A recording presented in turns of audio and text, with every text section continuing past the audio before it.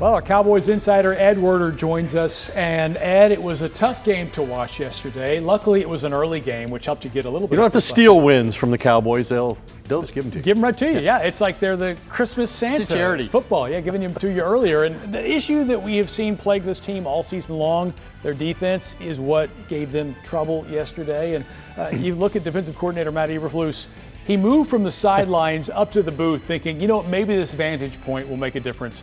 It did not. Yeah, the vantage point doesn't make any difference because all he sees, no matter where he is in the stadium, is one of the worst defenses in Cowboys history.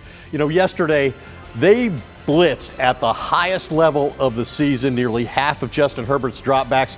Still, the Cowboys became the first opponent this season to fail to sack the Chargers quarterback at least once. Herbert's the most hit, most pressured quarterback in all of football, and the Cowboys, for the second week in a row, lose at home without creating a single sack. That hasn't happened since 2017.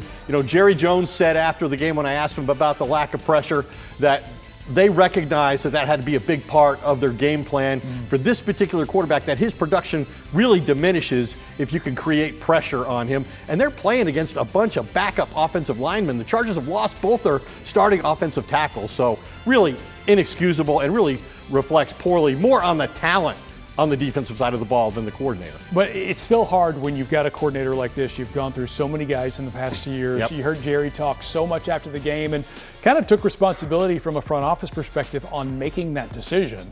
Does that kind of signal that his days are numbered?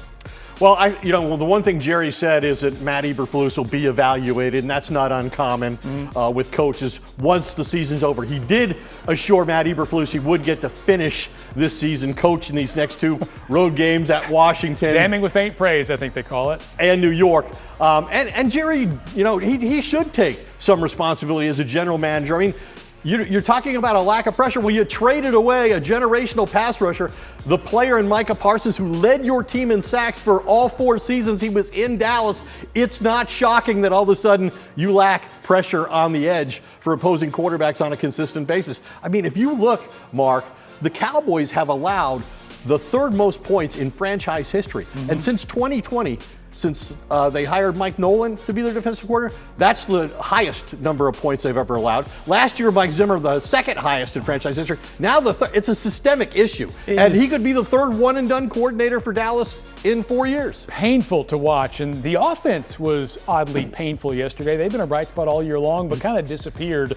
Any issues there behind the scenes that has people scratching their head about the offensive issues moving forward? Yeah, I mean, if you look at it, they got shut out in the second half of that game. They're the 4th highest scoring offense in football. They pride themselves on being able to win at the line of scrimmage, and they were in a critical 4th and 1 in the red zone at the Chargers 16 in a 7-point game late in the 3rd quarter.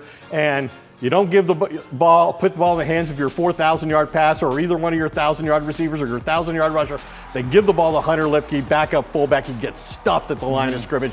And Dak Prescott pretty much said the air went out of the offense at that point, and the game was effectively over. Well, when they talked about not playing complementary football yesterday, it was really both sides of the ball didn't compliment each other. And I'm not giving them any compliments today because I don't think they've earned it. Ed? I would agree with that. I'll compliment you, though. Jerry had very few compliments for them after the game, that's for sure. Well, as always, Ed Werder, our Cowboys insider with insight you won't find anyplace else. I'm sorry you had to watch that game. I'll watch the next 2, too. All right.